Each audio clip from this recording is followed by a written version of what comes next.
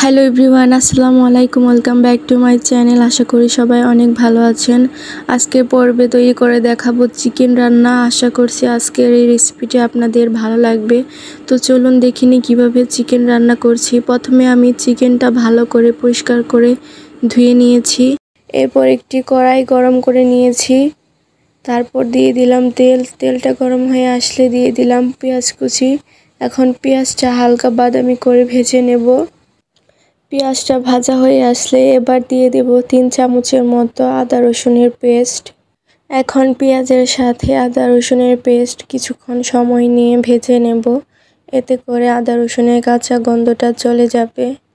মশলা কষানোর জন্য দিয়ে দিলাম সামান্য পরিমাণ পানি। প্রথমে দিয়ে দিলাম স্বাদ মতো লবণ। এরপর দিয়ে দিলাম 2 চামচের মতো হলুদের গুঁড়া, 2 চামচ মরিচের গুঁড়া,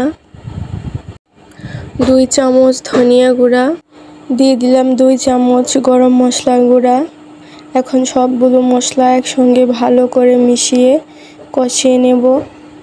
মশলাটা আমি অনেকক্ষণ সময় নিয়ে কষিয়ে নিয়েছি। এবার দিয়ে দেব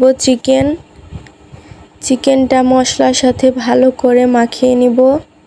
যেহেতু এটা রান্না করতে বেশ কিছুক্ষণ সময় লাগবে, তাই ভালো করে কষিয়ে নিতে হবে।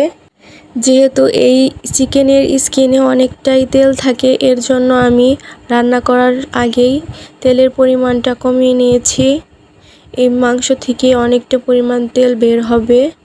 এখন ঢাকনা দিয়ে রান্না করব। চিকেনটা আমি আবারও নেড়ে নিচ্ছি। একটু পরপর নেড়ে নিতে হবে, নয়তো নিচে লেগে যাবে। আজকে আমি রান্না করছি টাইগার মোরগ। এই মোরগটা আমাদের বাড়িতেই পালন করা হয়েছে। মাংসটা ভালো করে কষিয়ে নিয়েছি। এবার দিয়ে দিলাম পরিমাণ মতো ঝোল। আমি ঝোলের পরিমাণটা একটু বাড়িয়ে দিচ্ছি, এতে করে মাংসটা ভালো মতো সিদ্ধ হবে। ফিরে আসলাম 10 মিনিট পর। দেখতেই পাচ্ছেন তরকারিতে বলক উঠে এসেছে। আমি তরকারিটা আবারও নেড়ে নিচ্ছি। এখন ঢাকনা দিয়ে আরও সময় নিয়ে রান্না করতে হবে।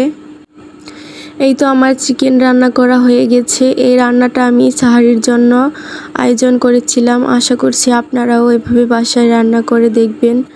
ভিডিওটি ভালো লাগলে অবশ্যই লাইক এবং সাবস্ক্রাইব করে আমার পাশে থাকবেন। সবাই ভালো থাকবেন। আল্লাহ হাফেজ।